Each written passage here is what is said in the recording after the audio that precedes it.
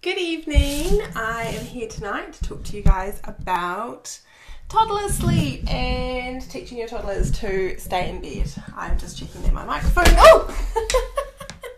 is on, and I managed to make my camera fall over. So hopefully that got your attention. And hopefully if you are watching, my microphone is working because I managed to make it fall over while I checked that the sound was working. Okay, so I was meant to be live on the Squirtle's Facebook page tonight, but there seems to be a little bit of a glitch with adding me as a live guest on their page. So I thought instead of leaving you hanging, I would just go live on my page and we would share the links over so you can at least get the information. So here I am. Sorry, I am on the Baby Sleep Consultant page, and we're talking about toddler sleep tonight. So if you are joining me tonight, I'm going to be teaching you how to teach your toddler to stay in their bed. And if you have a toddler, and I classify anything over 12 months really as a toddler, and you want to ask me any sleep questions, hi Ashley, please pop it in the comments below and I will try and answer those for you tonight as well. So if you're joining us, do you have a toddler? If you do, let me know in the comments, how old is your toddler and how is their sleep going? Hi Anita as well. Okay, so chatting about toddler sleep tonight, and if you're just tuning in, my apologies. I am meant to be on the Squirtle's Facebook page, but that is not working, so I thought I would just jump on here and we can get started and I can share this over to their page later on. I don't want to leave you guys hanging. Okay, and if you've seen the description of this video, there is also a free downloadable that you can jump on, click that link, and it will email out to you, which is basically the cheat sheet for all of tonight's talk. So please hang around and listen, but if you don't want to listen, you can grab the cheat sheet, and you obviously are welcome to grab it at the end as well. I will post this to our walls, so if you're watching this as a replay, the cheat sheet is live and you can grab that. And if you are watching this as a replay and you have any questions for me about your toddler, please post them in the comments below and I'll jump in and try and answer them for you. Okay. Oh, cool. Who's that? Beans is here. Beans is here to invite her friends. What a good friend. Please invite your friends. I think you can hit the share button and you can share this with your friends, which is great. Tag them in the comments. Let them know we are live and talking about toddler sleep tonight. Okay, so how can you teach your toddler to stay in their bed? So if you have a toddler who is in a big bed, then chances are you have experienced them coming out of their bed either at bedtime, wandering out to the kitchen, asking for another drink or another snack or another story, or I need to go to the toilet 27 times. Or you've experienced them just doing that eerie standing by your bed in the middle of the night because they've come out of their bed to find you. So yeah, they do like to come out of their beds a lot, and a really common question we get asked is, can you actually teach your toddler to stay in their bed? And you totally can. 110% you can teach your toddler to stay in their bed. But a few things have to happen first for this to be a successful transition to the big bed and to teach them to stay in their beds. So number one, your toddler needs to have some impulse control. Now, if you want to test if your toddler has this impulse control, you can do that cute little experiment that was on television a couple of years ago where you leave your toddler in the room with, the ad was about a chocolate fish, and I think traditionally it's a chocolate fish, but it can be any kind of treat that your toddler wants. So you can leave your toddler in the room with a marshmallow or a chocolate fish on the plate and say to them, okay, I'm just going to go and check the washing, or I'm just going to go and go to the toilet, and if while I'm gone you don't touch the chocolate fish, when I get back I'll give you 2 chocolate fish and you can have 2. So that is impulse control. Their impulse is that obviously they want to eat the chocolate fish as long as they actually like chocolate fish. So if they don't, then give them a treat they do like, an M&M maybe, or a piece of chocolate, and then leave the room for a couple of minutes, you know, maybe 2, 3, 4 minutes, and then come back and see what they did. And it's not that there's anything wrong with your toddler if they ate the chocolate fish. Most will, and most will up until about age 3. And then after age 3, they are more likely to leave the chocolate fish and delay their reward, which is them displaying impulse control. So they are controlling their impulse to eat the chocolate fish, and this means that we can definitely teach them to stay in their bed with a technique called silent returns.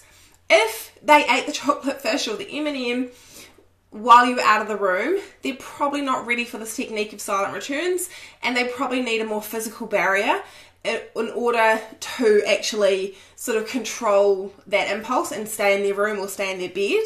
And it's, again, I just want to reiterate, it doesn't mean there's anything wrong with your toddler. It just means they're at a different stage, and they will reach that stage probably closer to 3, if they're under 3, when you have sort of given them this little test. So let's first deal with the children who pass the test and have developed this impulse control. And I just hope that you don't leave this thinking there's something wrong with your toddler, because there's not. And to be honest, I'm pretty sure my 8-year-old would eat the chocolate fish if I left the room. I'm pretty sure she has no impulse control. But she manages to stay in her bed. So it's not the beginning and the end. It's just kind of a cute test to work out, whether they will stay in their beds. Okay, so if they pass this test and you think, yeah, they've got impulse control and they understand that they should stay in their bed, then what you're going to do is, if they come out of their room or out of their bed after you've put them to bed, or in the middle of the night, or at 5 o'clock in the morning, and it's not for a valid reason, mummy, I just threw up all over myself, I'm sick, or I've got a dirty nappy if they're wearing a pull-up maybe, or they're genuinely scared of a thunderstorm, not a valid reason. So more like a, what are you doing, mum? Or, I know I've had 3 drinks, but can I have 3 more drinks, please, before I go to sleep? Or I dropped my pillow, I dropped my pacifier, can you come and pull the covers up? Or they just come out for fun to get a reaction out of you. So if this is the reasons they've come out of their room, then what you're going to do is you're going to take them back to bed, and you're going to do what we call a silent return. So that is frog march them back to bed. If they're young enough that you need to carry them, and say nothing. So it's quite simple. It's a silent return. Return them to their bed silently. Now, I know this sounds really simple, and you're probably thinking, well, why did I tune in for this? Like, silent return. But to be honest, many people tell us, oh, I've tried silent returns, and they don't work. And I can guarantee you, if your child is ready, they do work. What doesn't work is parents' interpretations of silent returns, which is that sometimes they'll say, I've done silent returns, and when we probe a little bit and ask, how did you do the silent return? They will say, okay, so little James came out and if my friend Kelly is watching, I'm not talking about your James. James came out and he asked for a drink. So I said, okay, 1 more drink. And then I took him back to bed. That's not a silent return, Or little James came out and he was throwing a tantrum. So I said, stop it, that's naughty, and put him into bed. That's not silent. They literally, toddlers, and if you've got a toddler, you're going to understand this. Toddlers love attention, whether it's negative attention or positive attention. They don't care, they're not fazed. Negative attention, great for toddlers. Just as good as the good stuff. So you need to eliminate all attention, which is what makes a silent return silent, absolutely silent.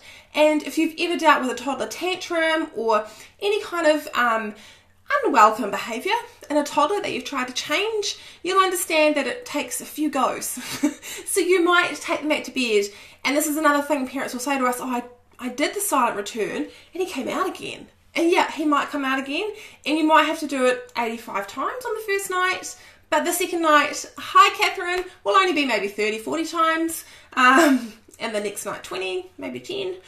So you're going to have to do it again and again and again. And you're going to have to do it enough times that they get the idea that they need to stay in their bed. If they start to think this is funny in a game, it's not a game, it's not funny. And as much as it probably is a little bit funny to us adults, you really need to suppress that laugh. And to be honest, if they think it's funny, I would probably shut the door for a few minutes just to let them know just how serious I am about them going to bed and staying in bed. Because otherwise they're going to continue to think this is a game. I just happen to bed, they laugh at me, they come running after me, and it's hilarious. Chelsea says, do you force them to lie down, or do you just leave them on the bed? If they're old enough that the minute you put them on the bed, or their personality is such that the minute you put them on the bed they sit straight back up, no way am I forcing them to lie down. That's not a battle you're going to win. they understand perfectly well that they are meant to be in their beds and they are meant to be sleeping. You don't need to force them to lie down for them to get that message. And we just get into a kind of physical battle with toddlers, and it just gets them angry and riled up. So I definitely wouldn't. I would just plonk them on the bed and leave the room. And after a while, they'll probably start to get a little bit upset with you, which is usually the point in time where they're getting pretty close to changing their behaviour. They're like, okay, I'm tired and mum's being really consistent and really boring, and it's really starting to frustrate me because she won't talk to me. And I can tell you, my own son says to me when I did this to him, and this is quite a common thing toddlers will say, you know, something along the lines of, Mum, why do you not talk to me? And they'll keep asking you questions and trying to get you to engage and saying, you know, Mum, why do you not talk to me? And that tells you it's working. Don't talk to them. Just keep doing the silent return. If they start to get upset, you know, you might put more of a emotional twist on the silent return, and you might tuck them into bed, you know, because they're starting to get upset and be more inclined to lie down and realise that they're meant to be going to sleep. So that's fine. If they're starting to look upset and remorseful, tuck them into bed, give them a little stroke and then leave the room. You know, you still haven't said anything to them. And if they follow you out, then I'd probably cut that out for the next 5 silent returns. But if they stay in bed at that point, then that's all good. But just don't crack on the whole silent part of the silent return. And the other really common question is, what if they, as you're leaving the room, what if they chase you out the door? Which they often do. You have 2 choices there. Number 1, you can catch them before they reach the door and swiftly put them back in bed, and you might not manage to leave the room with your silent returns.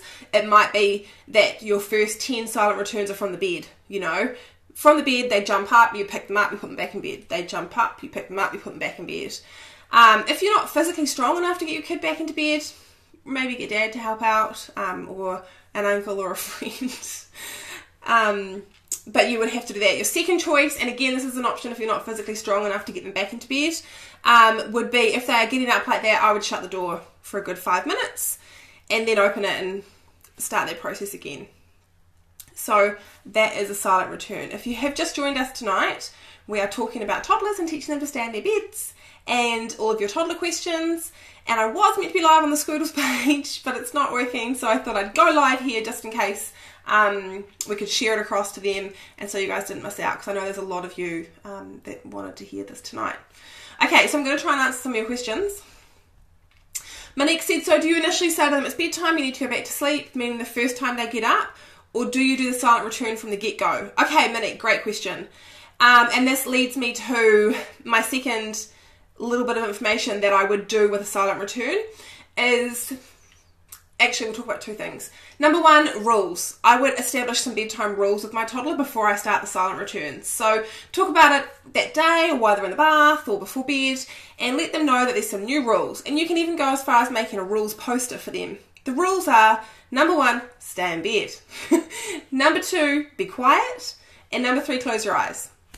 The reason I have these 3 rules is that they are framed in such a way that a toddler can do these things. It's not don't get out of bed, it's not go to sleep. These things are abstract. Go to sleep is such an abstract thought for a toddler, you know. So don't tell your toddler to go to sleep. Just tell them to hop in bed and be quiet. And that'll probably lead to them falling asleep. And I don't tell them don't and not and don't and not, because toddlers don't hear the don't. They just hear the don't get out of bed. They hear the get out of bed. So whenever you're dealing with toddler behaviour, try to phrase things in the positive and give them the instruction of what you want them to do, not what you don't want them to do. So the bedtime rules are very clear. Stay in bed, close your eyes and be quiet. And I would tell them that if you get out of bed, Mummy is not going to talk to you and she's going to put you back to bed. So it's very clear from the outset what you plan on doing, okay? So it's not going to be a surprise at bedtime. You're going to get really clear instructions. And then the other thing you can actually do is you can role play what's going to happen. If you want to do something fun, you could role play bedtime with dad or a partner and get dad to go to bed in the toddler's bed, and then you, the toddler, tell daddy, stay in bed, close your eyes and be quiet, and then you guys leave the room. And then daddy gets out, comes out, and you and the toddler frog march him back to bed and then leave. And daddy does this 2 or 3 times, you know, and then he stays in bed and you guys can give each other a high five because daddy stayed in bed.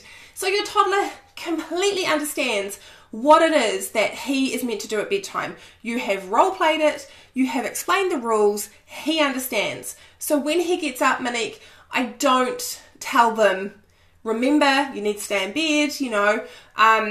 If you had like a slight problem, you might be a little bit more gentle on them. But I'm assuming you're here because you've probably got some pretty big issues with keeping your toddlers in bed. So you want to be really firm on your boundaries. And your boundary that you're establishing with this is that we stay in our beds. And the consequence for getting out of bed is that they have a silent return and they're taken back to bed.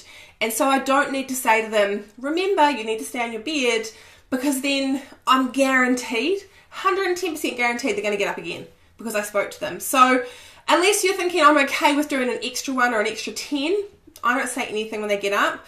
They know. And they often come out with that look in their eye too, like, is she really going to follow through with this?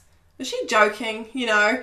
And you really need to come up with your A game of, I'm not joking and I am going to take you back to bed. And I am happy to do this 57 times if need be, 87 times until you stay in bed and go to sleep. And don't start to panic.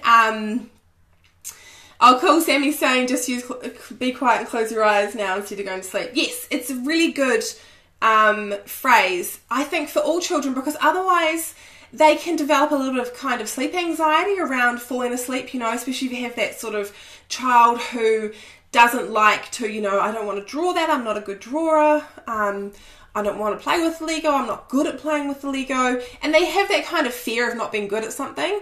And being good at falling asleep, especially if they've had a difficult period of time where they haven't been the best sleeper and, you know, you're only human, you've growled them, got cross, begged them, bribed them, got angry, all of those things, they're aware that bedtime in your house is a hot mess and it's not working for them. So they're aware that in their mind, they are not a great sleeper. Is that my hair? Like an aerial. They are aware they are not a great sleeper already. And so if you tell them to hop into bed and go to sleep, they are probably already lying there thinking, I can't do this. I can't go to sleep. I'm not very good at going to sleep. But everybody's good at lying down and closing your eyes and being quiet. And that will lead to sleep, you know. And to be honest, with toddlers especially, they have varying needs of sleep. And some will need 10, 11, 12 hours. But all toddlers can be taught to stay in their bed and wait until their grow clock is awake or their sleep trainer clock is awake or until mum comes, turns the light on. So they can learn that even though I am awake in my bed, it is okay to be in my bed and be awake, but I need to be quiet and I need to wait until it's morning time or until I fall asleep. So I definitely prefer just telling them to stay in their beds and be quiet and close their eyes, because this will, if they're tired, eventually result in sleep. Okay, more questions. So we've talked about silent returns, rules, and a little bit of role play. With the role play, if you don't want to use a partner or a parent you could use a sibling if you've got older siblings. You can just use a toy. So you can just use a doll and role play. It just means you have to be a bit more imaginative, you know, and carry out those silent returns with a bit more imagination. But you can definitely practice the rules and everything with your doll, and I recommend putting in place a doll or a toy and doing the role play every night if you can with your toddlers for a good 3 weeks, because they learn everything by role play. And if you don't believe me, does your toddler sit in the front seat of your car and pretend to drive the car? Does your toddler pick up your iPhone and know how to use it, or at least swipe it to open it? Do they know how to use the TV remote? Have they toilet trained? All of those things are learnt from role play. And they pick up pretty much every skill from role play. So they will pick up the whole bedtime and staying in bed from role play. And if you think about what's led to this point in time, you know, all of what they've seen around bedtime, and they don't see us going to bed. So all of what they've seen around bedtime is them going to bed and all the drama that's associated with it. So that's kind of their normal, you know. So we need to change that normal, and a really good way of doing it is to demonstrate it for them with role play. Okay, Rochelle says, what about a 6-year-old that can lay in bed for 3 hours and not sleep because she's not tired? She gets up a million times a night. Rochelle, I would definitely, she's 6, so she's out of my scope, but I would definitely try the bedtime rules and role play and silent returns with her. But if nothing changed once you eliminated the attention she was getting, beyond 5, I would just see my doctor about that, because it's kind of out of our scope and can start to be associated issues with things like melatonin, which is definitely out of my scope. Okay, Sarah, Alice tries to get in our bed in the middle of the night. Do you do silent returns then? Great question, Sarah. If they're fine going to sleep to start with, Sarah, yes, totally. And you could role play that still, couldn't you? You know, put hubby to bed at bedtime, and you and your toddler go out to the kitchen and pretend that it's whatever time, muck around, playtime, and do this before his bedtime so he's not tired. And then go and lie down on your bed for a few minutes, and then get your husband to come in, and you and the toddler do a silent return and take him back to bed. And then let him know if he gets up in the middle of the night, this is what's going to happen, because he needs to sleep in his bed overnight, not your bed. And this is probably the hardest time to do it, but 100% I would do silent returns at 1 o'clock, 2 o'clock, 3 o'clock. Anytime your toddler wakes in the middle of the night, if it's not for a legitimate reason, you know. And sometimes they just wander in because they woke up and they're like, what am I doing? They wander into mum's room. And the best reaction, if they're not sick and they're not scared, is just a silent return. And that's how you eliminate this from becoming a habit, you know, night after night. So you just really calmly do the silent return, and then they're not going to be thinking, okay, well, last night when I woke up because I rolled over, I went into mum's room and she asked me if I was hungry or cold or hot or had a sore tummy, and she lay down with me and she got me a drink of water, and that was great. So I'm probably going to do that again tonight. Yeah. So make it really boring and just do a silent return, take them back to bed, and you're unlikely to develop any long-term nighttime sleep issues if you are very boring in the middle of the night. Okay. Michelle says, cool. As usual, my computer is not updating your questions, but they are on my phone here, so that's why I'm staring intently at the screen. Hi, Sophie. Hi, Amy. Amy says, my daughter, 2.5, sits on her bed and screams very loudly. She doesn't get out of bed, but is very super vocal about her dislikes for bedtime. Would be quiet never works. Do I just ignore the behaviour? Yes, Amy, I would 100% ignore that behaviour. I think that's true for any kind of toddler behaviour that you don't like. Starve it. To eliminate it, starve it. So starve it of attention. Don't give it a lot of attention. Don't feed it. And if they just sit there and scream, as far as the bedtime rules go, you know, that's breaking a rule, which is be quiet. Now, I really love for toddlers having, like I talked about before, boundaries and consequences. And the boundary is stay in bed. The consequence is a silent return. If a child is sitting on their bed screaming, in my opinion, the boundary is be quiet. The boundary is that we don't scream in this house. And that's not an unreasonable request. It's not an unreasonable boundary to have. And the consequence for screaming on your bed is that you're disturbing the whole house and it's hurting my ears. So I'm going to shut your door. And I'm probably going to shut your door for maybe 10 minutes because I don't want to listen to that screaming, you know. That's not cool behaviour. We've talked about it prior, and I've told you that hurts mummy's ears, and I've told you that if you need something, you can ask me, but if you don't need anything, you can just go to sleep, you know, or you can lie there quietly. So if a toddler's sitting there screaming, I would ignore it, and I would shut the door for 10 minutes, but I would have warned them beforehand that if they do this, I'm going to shut the door for 10 minutes. And chances are they'll get very annoyed and come and kick the door, or beat it with their fists and scream at you, but I'm not going to open the door because they're screaming at me. So I'll give them 5 or 10 minutes, then I'll open the door and I'll do a silent return, put them back on their bed, and see what happens after that. If they're screaming again, then obviously the consequence again is going to be that I'm going to shut the door. But hopefully you can see from that, guys, and this is explained more in detail in the cheat sheet. If you want to download it, the link is in the comments or the description of this video, which I think is down there. Hopefully you can see that what we're trying to do here is establish really natural consequences for toddler behaviour as opposed to a punishment. So we're talking about sleep behaviours here, like coming out of their room, screaming, that kind of thing. and the natural consequences that follow really help us to change those behaviours. And they're different to punishments because a punishment is usually really abstract. So a toddler is on their bed screaming and you say to them, if you don't stop screaming, tomorrow you will not watch Paw Patrol. And the toddler's like, what? That's got nothing to do with me screaming. And right now I don't care about Paw Patrol tomorrow. It's tomorrow. And chances are tomorrow, not watching Paw Patrol is only going to punish you, not them. Because it's 4:30 in the afternoon, you're trying to cook tea, and you just want them to watch Paw Patrol for 20 minutes. But if you go back on your word, you know, you're not consistent.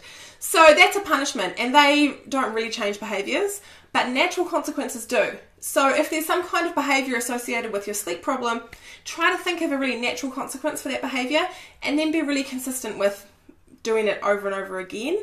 But I really think that having the positive stuff in place too has a massive impact on your success with any toddler sleep training. So if you've dealt with toddlers at all, which I know you guys have because you have toddlers, and we sort of tend to rein things in a bit, they sometimes push back, and that's quite natural because they want to test those boundaries and see if they actually exist. But a nice way to install those boundaries and be very clear about what the boundaries are, you know, as opposed to just being very militant and controlling about the situation, is to be really positive about it. And so that's where you do things like your rules and your role play, and you can even do some rewards with them, so some stickers on the hand or some stamps. You might, if you're old enough, you might do an actual sticker chart, and the reward is maybe going to the zoo with mum, you know. So put the really positive stuff in place as well as the really clear boundaries, and you'll be 10 times more successful at changing the way your toddler falls asleep, changing them getting out of bed a million times, teaching them to stay in their bed. And sometimes we can even change toddler sleep without actually doing much because we do so much of the positive stuff. So it's definitely worth trying. If you want some more ideas on all the positive stuff you can put in place, and there's huge lists from photo books and storybooks and picture boards and rules and rewards and all this kind of stuff. That's all in my toddler sleep guide, which I can actually put a link up here for you now. So if you want to check that out, you can, and then you've got all that information at the ready. Otherwise, grab the cheat sheet for tonight. It is in the links. Hopefully it'll email to you, and it will explain everything we've talked about tonight. Cherie's just joined us and she's worried she's missed out. I will post this to my wall, and we'll get it posted to Squirtle's wall as well, guys, so you can come back and watch it from the beginning. Don't panic if you feel like you've missed out. Beans, yes, positive ideas, yeah. And the sleep guide is packed with these positive ideas, guys, because I get it. When you're in the thick of it, you know, trying to deal with toddler sleep dramas, it's really hard to kind of dial up the positivity and put these things in place. So I have packed all of my positive thoughts and my positive ideas and plans, which I know work because I've done them with thousands of toddlers. They're all in the toddler sleep guide. And there's also all of the lists of natural consequences that I usually put in place, so you can choose one of those as well. And I recommend that you choose a bunch of positive stuff to put in place and then pick one natural consequence to do. So you've really sort of you know, tipped the scales with positivity versus natural consequences. You just need one usually, and lots of positive stuff at the same time. And if your child goes to kindy or preschool or daycare and you've ever met an early childhood teacher, then you basically need to channel your inner early childhood teacher, because you know how positive they are about everything, and they're so interested in everything the 2-year-old's telling them, and you know, they're really upbeat and positive and kind of over the top. That's what you need to be if you want to change your toddler's behaviour around sleep time, okay? So it might feel really unnatural and over the top, but it's what works. And I can tell you it works because we go into parents' homes and do this with their toddlers, and in one night it works. So I promise you it does work. Okay, more questions. Gemma, I'm a really deep sleeper and my husband works nights. I've never woken up to the 4-year-old getting in bed in the middle of the night. What can I do other than lock the door? Gemma. Sorry. You can, I wouldn't lock the door, but yeah, it sounds really crazy, but you can put something on his door that makes a noise when he opens it, or your door if you keep your door shut. And that way you might be woken up when he comes into you.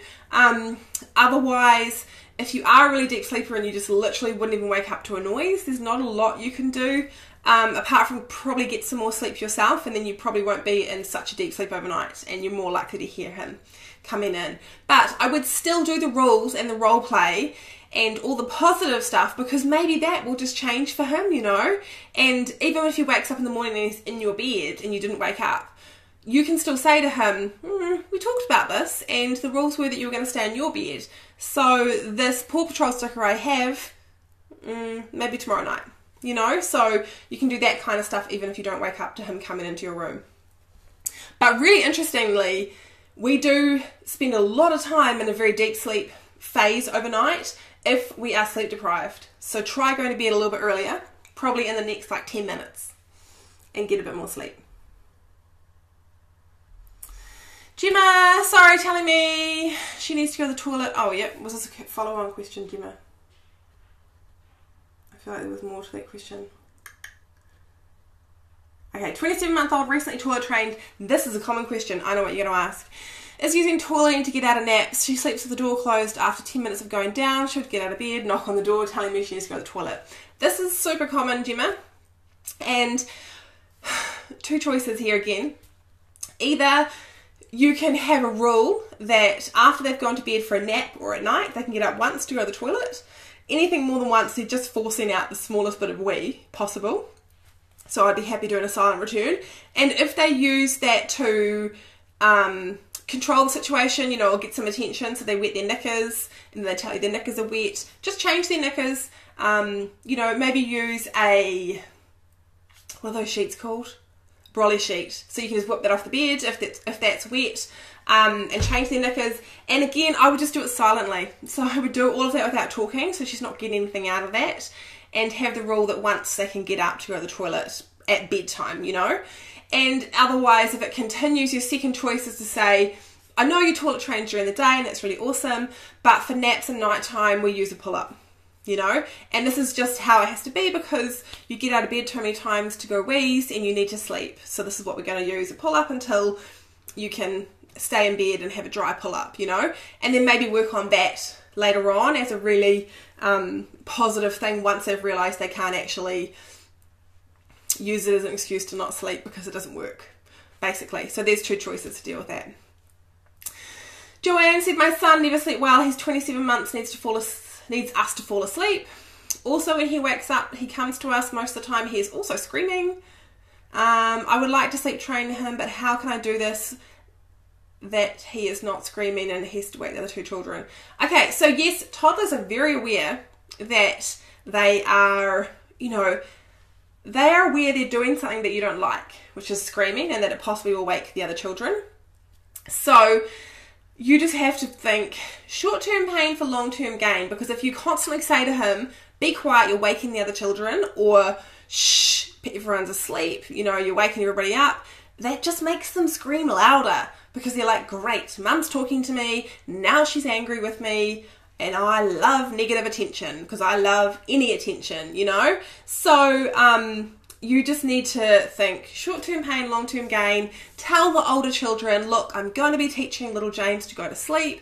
He might be doing some crying and screaming, but I know that you guys are really cool and you can just stay in bed and ignore him, and it'll be over in a few nights, you know?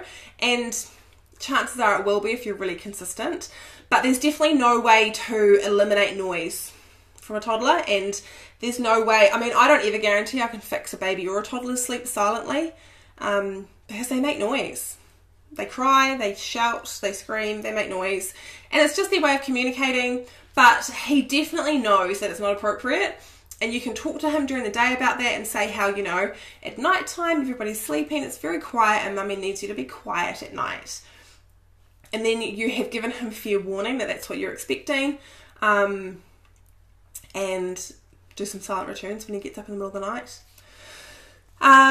He needs you to fall asleep with him at night, so you would need to remove yourself from that situation and get him to sleep by himself in the evenings, and if he comes out, do some silent returns, all that kind of stuff. Although I don't know, 27 months he might still be in a cot. No, he can't be, because he comes into your room. Okay, Michelle, my toddler needs someone, continues with him. He has separation anxiety. He doesn't want to be alone. Also comes into our bed. Sleep with bus. Ooh, what's that message go? This is a bit, it's got a lot of typos in it. All his baby years, not sure how to train him. Michelle, so there's definitely ways to train them, even if there is some slight separation anxiety. And just be aware that, you know, separation anxiety can largely be overcome by a really good long bedtime routine where parents are really emotionally available to their children. And this is covered off in the cheat sheet, guys. So download the cheat sheet from the link in the comments. And then having the door open at night when they sleep a fraction, you know, just a smidgen open, that kind of thing. Spending plenty of time with you during the day.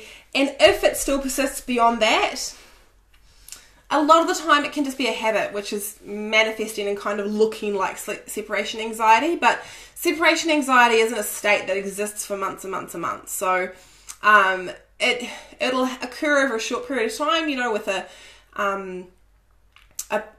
event in their life or a stage. And if your response is really good and you just give them what they need, which is probably you for a little bit at bedtime, then they'll largely get past that. But if you end up lying down with them while they fall asleep or anything like that, then you're basically just kind of feeding that behaviour and it will continue and continue and continue. So be really boring around their needs, you know. If they're like, don't go. And I spoke to a dad this week actually who was doing perfect. He had a newborn and a toddler. Maybe he's watching.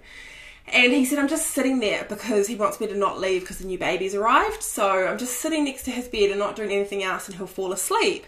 Is that okay? And I was like, that's perfect. Because you're not talking to him, you're not trying to pat him to sleep, you're not trying to feed him to sleep or beg him to sleep, you know. You're giving him exactly what he needs, which is a bit of your time because he's jealous of the new baby, but he's not getting anything he doesn't need. And right now he needs to go to sleep. So you're just sitting there letting him fall asleep. You're not going to develop any bad habits. And even if he gets, hooked on you sitting there, it's very easy for us to get you out of the room. So it's a very small movement down the hierarchy of self-soothing. Okay, Tanya, our 2.5-year-old is amazing for other people but tries all the tricks for us. Most nights he needs us to sit with him and rub his back until he's asleep, and then he will normally come to us at least once overnight. If we're out and someone else puts him in bed, he's fine. Tanya, I love it when parents tell me that because it just 110% tells me this is behavioural and nothing else, and that you can totally fix it.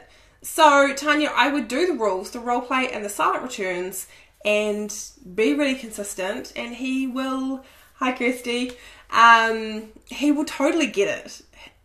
That's just behavioural, and that change will be really quick.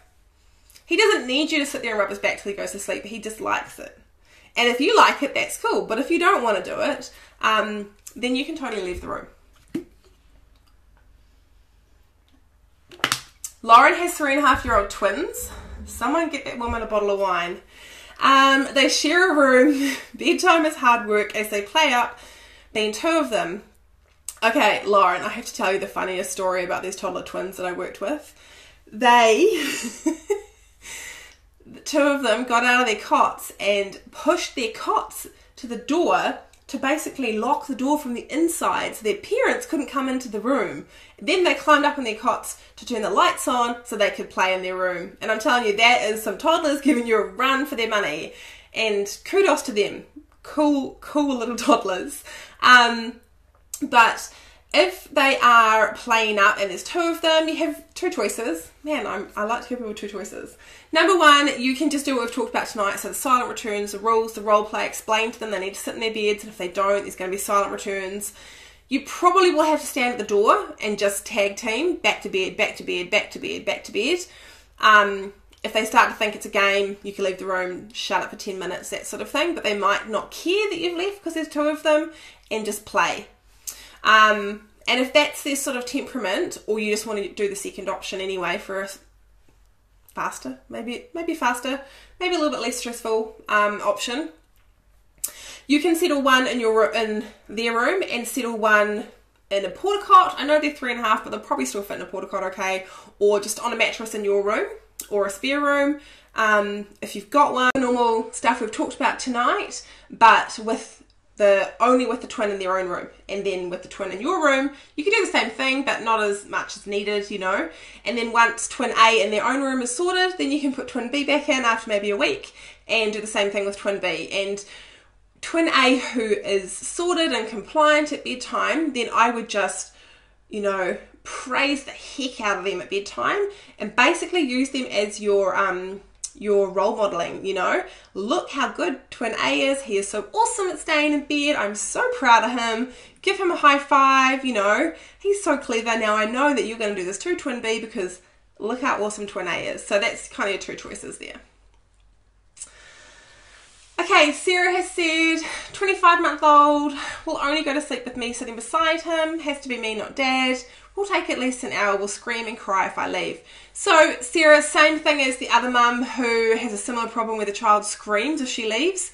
I would have a chat about how that's not appropriate behaviour in this house. It's sleep time. We don't scream.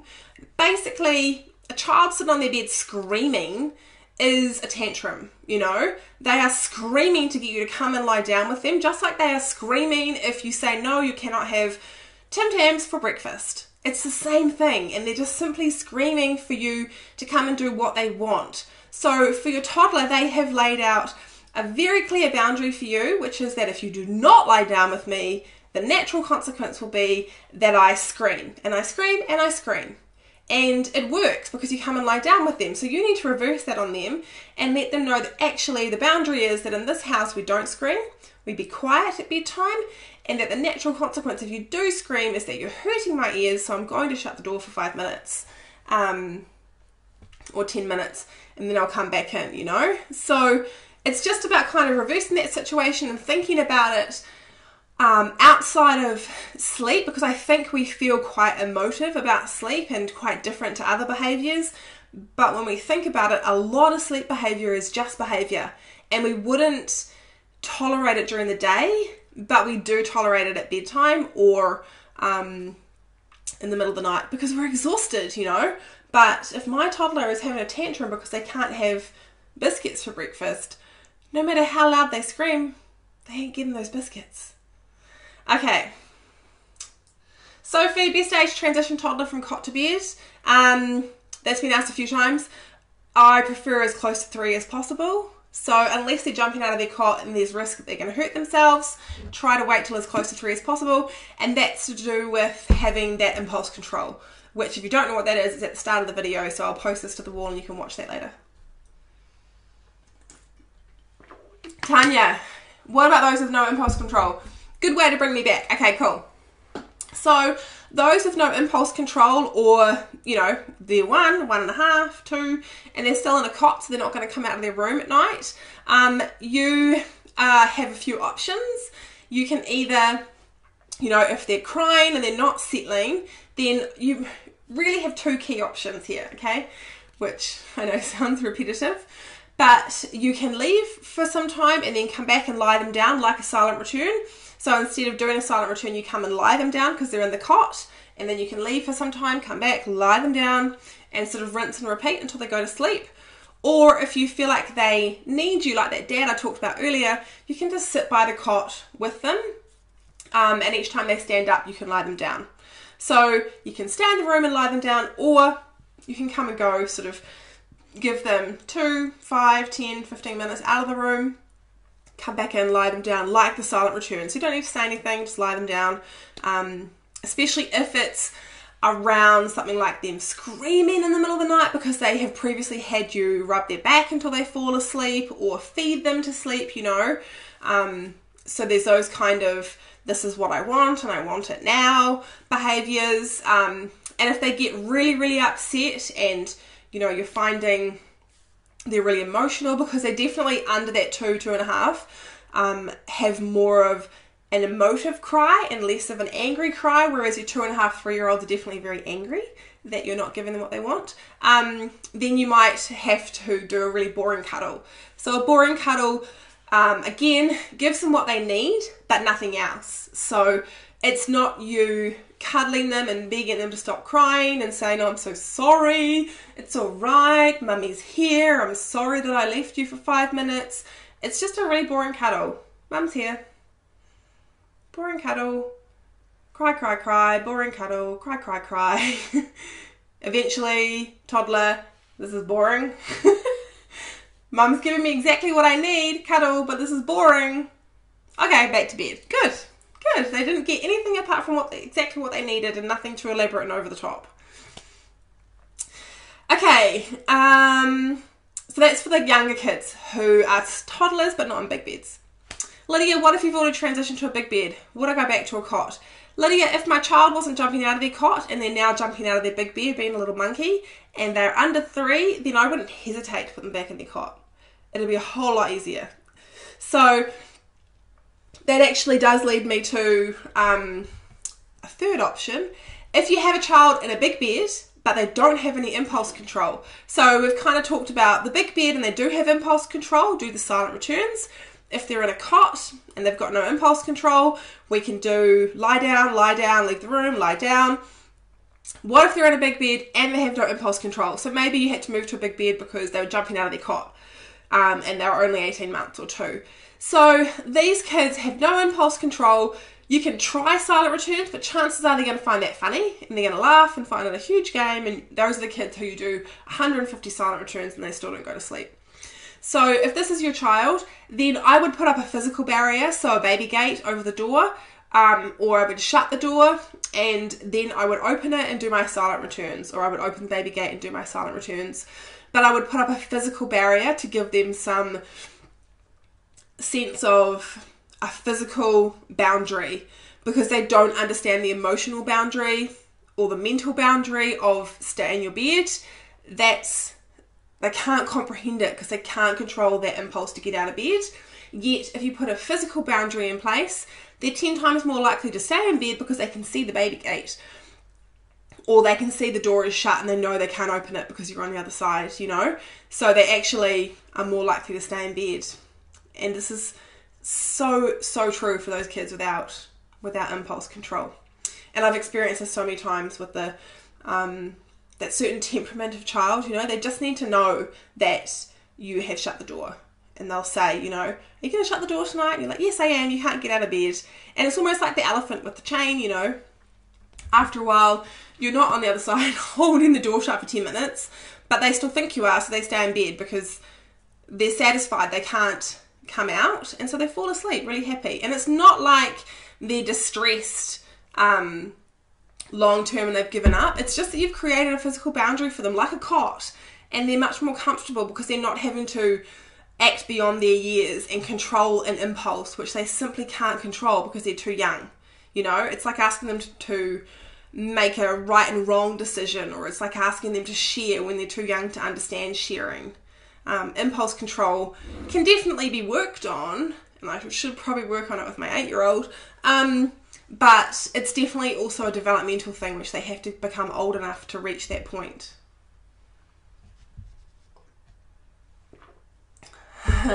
So Lydia, 2.5, you could try the silent returns, Lydia, and just see what happens, and then if it doesn't work, put up a physical boundary. Sophie, shit. 16-month-old, early wakes, 4:30. Breastfeed constantly until 6. Okay, so an early wake for a toddler, Sophie, you might have to either do the sit there or the leave the room that we talked about. If they're standing, lie them down, lie them down, lie them down. Lee, my 26-month-old goes through phases where he just wants to sleep, wants to go to bed. Oh, doesn't want to go to bed. I thought he does. That's a great phase. He's still in a cot, but will run away if he sees anything to do with his bedtime routine. We'll sometimes do this in the middle of the night. Some nights we struggle to even get him into the room, let alone into his cot. Routine is I usually pop him in the sleeping bag, turn off the light, and he has his bottle. Then I pop him into his cot and walk out. Okay, so Lee, my advice for you is buy some running shoes. Just kidding. You can outrun your 26-month-old. So if he is running away, you can outrun him, pick him up and bring him into his room. That's not a problem. And I know you're going to struggle because he's going to fight you, but you need to physically get him into his room and start your bedtime routine. I do think it sounds like you need a longer bedtime routine. It's not long enough. So After his bath, I would go straight to his room and not leave his room until it's time for him to go to sleep, okay? So he might end up having a 30-minute bedtime routine. But as toddlers get older, they need a longer bedtime routine so they can have that time with you as a parent where you're very emotionally available to them. And parents who are emotionally available at bedtime, their children settle faster and sleep better overnight. So sacrifice that 30 minutes from bath till bedtime, and then you won't have the other dramas. And I think going from bath to bedroom, dim lights, get dressed, and then have lots of stories, you know, talk about stuff, talk about the day if it's a boy, and I'm not being sexist here, but they love playing with blocks and that kind of thing. You know, if it's a girl, it might be that you've got some toys in there to play with if they don't want to listen to books. But just a quiet activity in their room with just a nightlight on, you know, or a little lamp, not the main bright light, so their body starts to produce some melatonin and get ready to sleep. You can even brush their teeth in their room, because I don't know about you, but my children don't start spitting their toothpaste out until they're more like 4. So you can definitely do their bedtime routine in there, brush their teeth after their bottle, all that kind of stuff. Read lots of stories, maybe make a nest on the floor with lots of pillows and cushions. You know, snuggle up, read stories if they're still in a cot and they don't have a bed for you to lie on. And just have an extended bedtime routine. Eliminate the opportunity for your toddler to get out of the bath and run around the house, because they go straight to their bedroom. And then have a nice extended bedtime routine. If the toddler wants to say goodnight to dad has to come in. Don't wander around the house and give him the chance to run away, okay? And then I think that will probably eliminate itself, that problem. Faye, we're going to try and stop giving our 16-month-old formula at night. I'm going to cut the milk down from tonight over the weekend. Oh, I just lost your question. Damn you, Facebook. I don't know when they're going to fix this issue. I will find your question on here, Faye.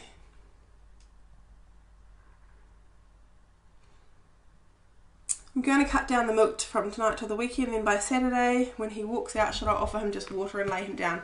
I wouldn't offer him water if he's old enough to walk. He's old enough to have a drink bottle by his bed, and he can get the water himself if he wants it. And then I would do my silent returns.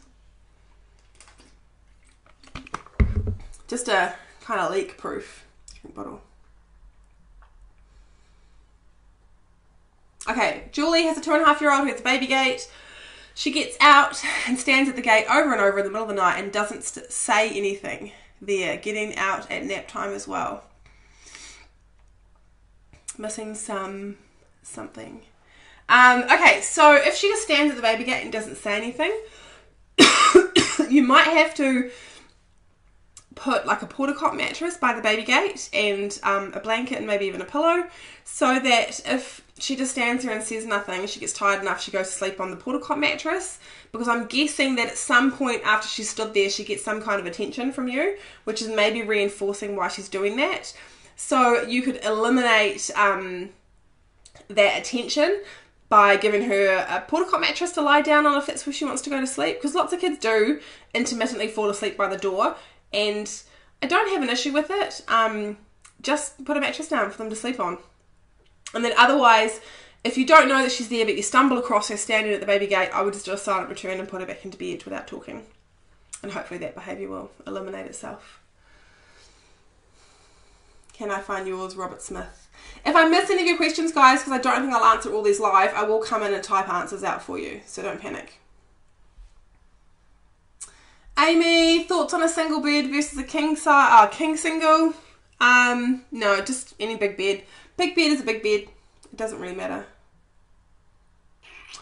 Joel has a 2.5-year-old, goes to bed like an angel, naps the odd day if needed and limited to only an hour, but night wakes can be horrific. He'll come into our room and is put back to bed. He can stay there from 5 to 20 minutes, then up again. This can last, and then your question's cut off, but I'm guessing it's a long time. And that wasn't Joel, it was like Jolie, sorry. I think, again, it's just eliminating that attention that he's probably getting from that behaviour. So, you know, do more of a silent return. And if you're struggling with that, put more positive things in place, and it will have a really good impact on the night's sleep. And if you want those hints, guys, for the positive stuff that you can do, it is all in my sleep guide. Just pop the link in there for you. Otherwise, there is a cheat sheet in the link in the description of this video, which will get emailed out to you, which has some of those things, just not all of them. But it's definitely a cheat sheet from tonight's information, so you can read it and get some ideas. Best way to transition a 20-month-old to bed side of cot. Need to change is climbing out even in the sleep sack. So Felicity, the transition is just do it. They just go into a big bed. But I would do all the things we've talked about tonight, so the rules and the role play, and decide if you need a baby gate, you know, and establish from the beginning the boundaries and the consequences and the behaviour that you expect around bedtime, so that you don't spiral into something that you're trying to avoid. Felicia, toddler bed age. We've talked about that tonight, and I said as close to 3 as possible. Alice, best way to transition from sleeping bag to blankets when they go to a big bed.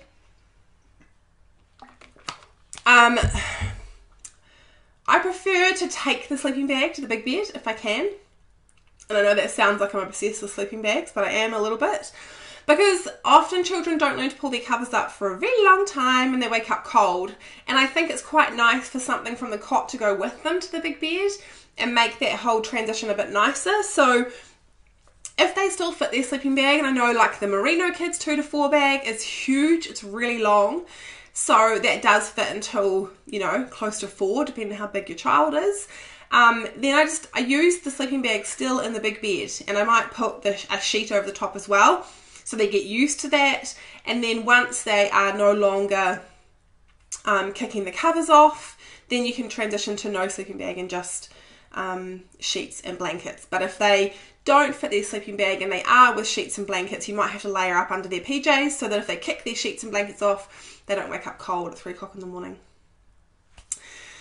Colleen, my daughter was an amazing sleeper. She hit 14 months and started climbing out of the cot, so we ended up putting her in our bed. Bad choice. She's now 18 months, and every time I put her in her room, she's uncontrollable in the big bed. Her routine is awesome. So I think, so she's 18 months? Yes. Okay. If she's 18 months, she was climbing out of her cot. She is, it says no, I think you mean now. She's now 18 months. So you might have to sit next to her. She won't have any impulse control. She's only 18 months old. And every time she stands up or tries to get out of the bed, lie her back down, just like you would if she was in a cot. Okay, so I talked about that earlier, so I'll post this video to the wall later, Colleen, and when I talked about them being in a cot and sitting by them, that's what I would do, but with her in a big bed, so that you didn't have to leave her while she was falling asleep. Cool.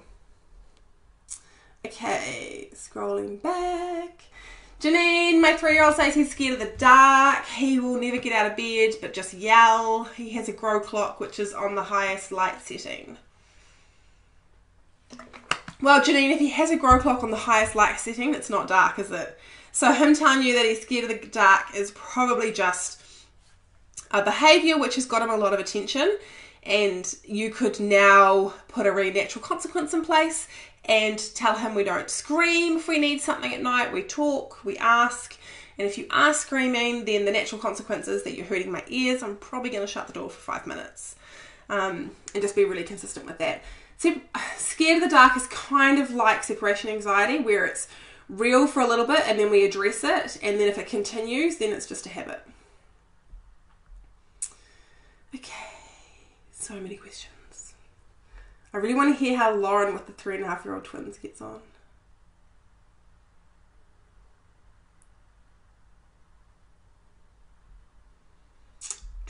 I'm just scrolling back, guys.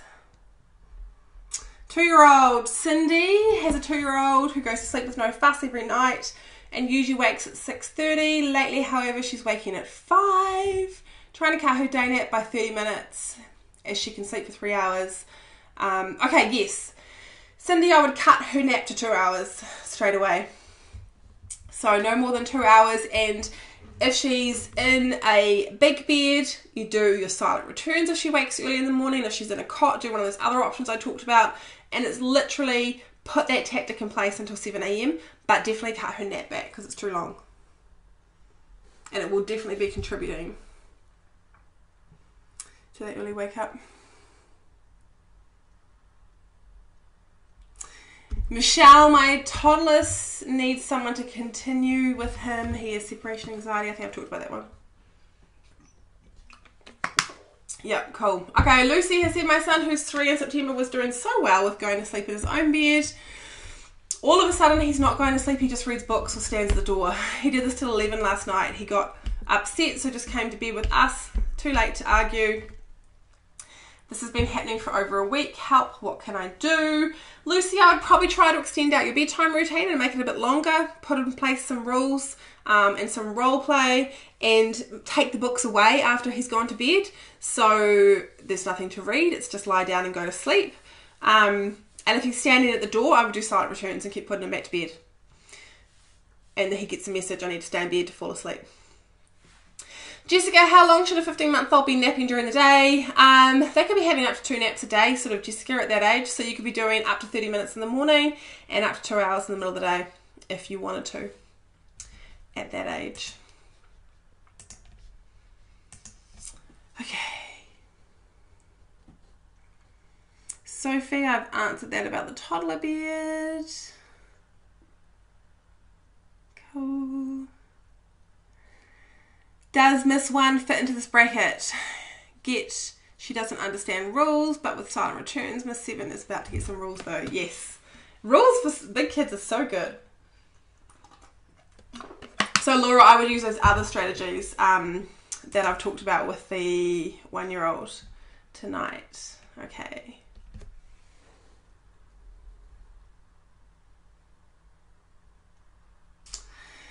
Monique, what are my thoughts on the grow clock? I know what it is. They're also only good for a certain age plus. Yes. Okay, so there's one on my shelf there, grow clock, if you don't know what it is. And I love them. I love sleep trainer clocks. It's a visual cue for children that it's time to stay in bed until this clock is awake or it's changed colour, or if you just have a lamp with a Mitre 10 timer, you can set the timer to come on at 7 o'clock in the morning and the lamp turns on. It's just a visual cue that you need to stay in bed. So I love them, but if people tell me they don't work, it's not that the clock was broken, because you get a refund on it if it doesn't work.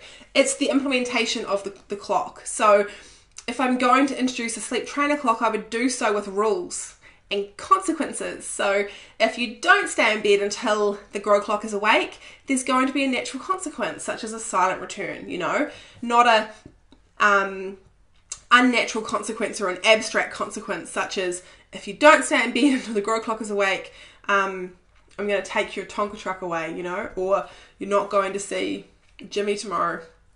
That's really unnatural and it means nothing to a toddler. So there has to be follow through with a grow clock. There has to be consequences and you have to be consistent with it. And then there has to be the positive stuff as well. So, you know, I think the grow clock comes with a little book, which is really fantastic. Otherwise you can make a sleep book about using it, and you can do some rewards and that kind of thing. So you have to establish it in the right way for it to work. And then they are a really positive thing for children who need to learn to stay in their beds. Cool. Joe, 25-month-old, goes to bed in a cot, no worries, but wakes between 11 and 1 and screams to leave the room. I take her out, bottle, no lights, 10 minutes back to bed, no worries. Now I do this. Now do I stop this? She won't stop screaming till I leave the room after she wakes. Till I leave the room. So if you want to stop the bottle, Joe, you definitely can. Your toddler's not hungry. And this is covered in the cheat sheet as well, guys. Feeding toddlers at night. So if you download the cheat sheet, you'll get this information. They're not hungry. You can cut those bottles out. Definitely, they're a toddler. They're not hungry at night. They're not a baby anymore. And yep, sometimes they'll cry and scream because that's what they're used to. You know, the bottle has become like a sleep prop or a sleep association for them. But you can definitely teach them to go to sleep without it. And I would just do similar things to what we talked about tonight. But understand that sleep coaching and sleep training toddlers is a different kettle of fish to sleep training and sleep coaching babies. So different. They are very strong-willed and very persistent, and can verbally tell us what they want, you know, and it's very hard to say no. Unlike a baby, when we're guessing, they are very clear with what they want. But you need to understand that largely they're doing it for attention, or it's a habit, or it's a sleep association issue, or they're overtired, you know, and it is definitely changeable. It's hard though. It's really hard, and I think if you go into it with the expectations that it's like having a baby and sleep training a baby, you'll be blown away by how different it is, and that can be why parents quit. And that's actually covered in the free downloadable as well, is reasons parents fail with toddler sleep training. And one of the reasons is because it's so different to babies. And so, hi Kelly, they quit because they're like, whoa, this is not like when I did it at 6 months. Cool. Okay guys, sorry for reading some more questions. I am going to love you and leave you, but if I haven't answered your question, or you are watching this on a replay and you've watched all the way to the end, kudos to you. I will jump back in and type some answers out for you if I've missed any questions out. So if you're watching the replay, pop your question below. I'll jump in, type some questions for you, answers for you. If you want to grab the free downloadable, I will leave that live so you can grab that as well. Just enter your email address and it will email out to you. If you want to check out the toddler sleep guide, you can. The link's in the comments, and that's for our online sleep program as well. So you can email us all your questions as you're going, and we can help you with those. Yeah, and I really do need to leave because I'm nearly out of water, and I would love to jump back in and answer your questions. So please pop them in the comments. If you have loved this video, share it with your toddler friends. Hit the share button, grab the link, share it with them. Hit the love heart icon, let me know you've enjoyed this video. If you've got any topics that you want me to cover, let me know in the comments and I will prepare a live video for you guys. I hope you have enjoyed this, and if you have some success with my ideas, please let me know. I would love to know that it worked for you, and if not, also let me know because we can help you some more with some different ideas. Alright guys, thanks for watching. Bye.